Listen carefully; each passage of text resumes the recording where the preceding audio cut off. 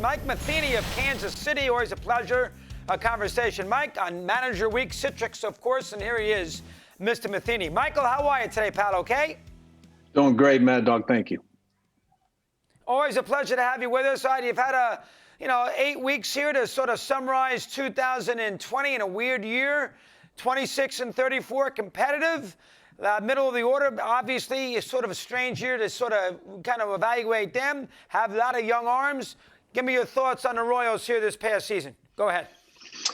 Well, I'm proud of our guys, the way they competed all season long, and proud of how they really adapted and took on all the challenges. Like you said, it really wasn't what anybody expected heading in. And I didn't know how our guys were going to handle some of the challenges and some of the protocols that came, but I thought these guys did a fantastic job of representing the game of baseball. And then it comes down to us individually taking a step forward of trying to talk everybody consistently about the desire to win and having enough faith in each other and ourselves and what we do and how we can go about our business to be the kind of team that we're wanting to be. And we took a step forward last year. We didn't have the record that we wanted, but we saw some huge steps forward, one individually, almost man per man with our guys, especially with our young players and their development.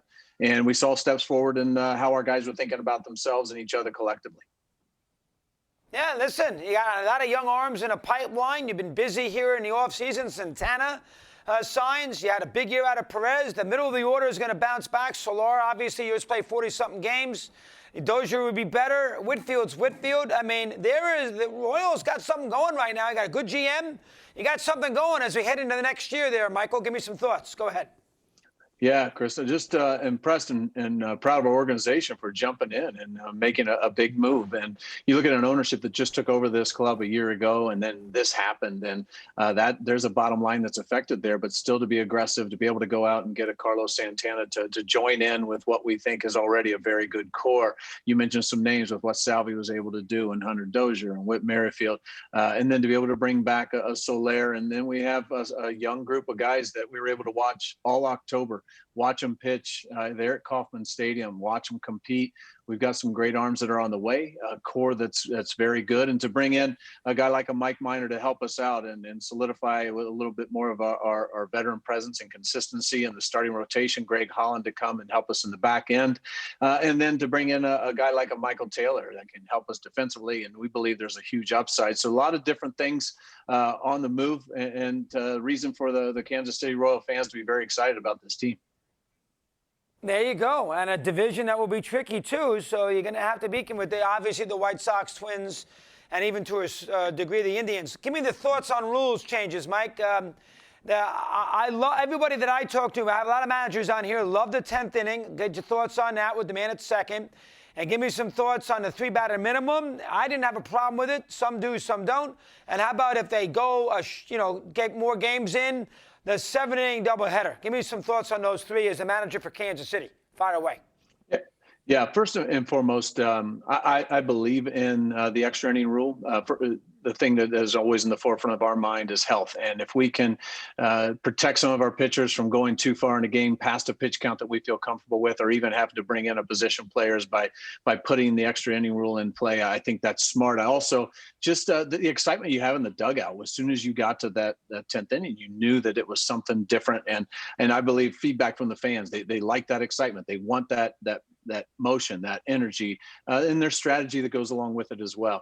I would say the 3-batter minimum is something that we tried to address and not belabor too much, and realize that we're just going to have to construct our roster in a way to where we have guys that can get batters out from both sides of the plate. I think that's probably one that most managers have the biggest hang up, and some of that might be for the fact that you have specified pitchers that you would like to have those individual matchups. And I get that, but our roster is constructed in a way that our righties did a great job against the lefties as well. So that didn't make it as much of an issue. I would say the 7-inning rule, as far as the doubleheaders, once again, the lifeblood of what we do is our fan base, and they're continuing to give us feedback and give us some information. And part of it is that, we got to keep this thing moving. And I believe that they like being a part of those quicker 7-inning games. It's a whole different model to manage. We didn't have as many as I thought we were going to have, but all in all, I wouldn't be opposed to that and for the same reason as the first, talking about the extra inning rules, protecting our arms. And when you start stacking up some of those doubleheaders, you're always at risk of overexposing some of our arms, which we need to protect at all costs. And boy, great job, great answer. Last thing, Mike, let's assume it's going to be a weird year now with spring training. Who knows when it's going to start and how we're going to handle that. Maybe it's truncated again. Hard to plan. Last year you didn't have to worry. You didn't think in January, it was a regular year. This year you figure there's going to be a couple of little changes to the way the spring training, maybe it's a little later. Who knows? Less games. Give me some thoughts about how you think spring training might come into play here once we get to mid-February, early March. Let me hear. Yeah, Chris, we're really clear with our guys, just like we did during that shutdown period in between spring training and summer camp. I'm always the perpetual optimist.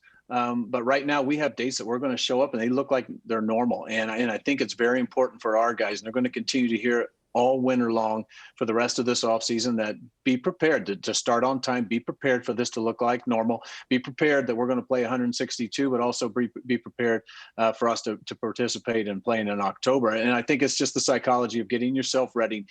We can always back off. It's much easier to have these guys over prepared, just like getting all of our starters prepared, or some of the guys that are in between, it being a reliever or a starter. Be prepared as a starter. We can back you off later. Right now, our guys need to be ready for that early February start date. That's going to start our season on time, and we're going to play a full season. And then we can back off and we can adjust when the league decides that that's the time to do that. Are you the same manager, Mike, from the St. Louis days? Have you adjusted? What's the big thing for Mike Matheny here? What's the change in the last, say, 4 or 5 years? And, of course, this Royals job. Yeah, if I'm the same, shame on me.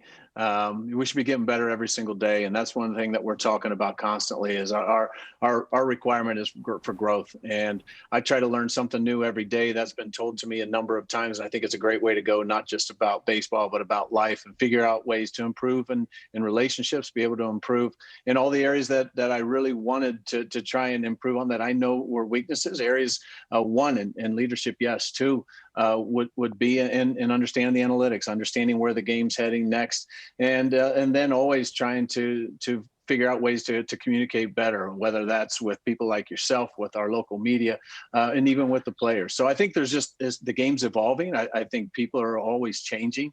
And then you're bringing in new people all the time, which keeps this fresh and interesting and exciting and challenging all at the same time. So I hope I'm better, Chris. If not, I should be let go, because I believe that's the one thing that we can control, is how hard we work to improve, and then constantly keep that wheel moving.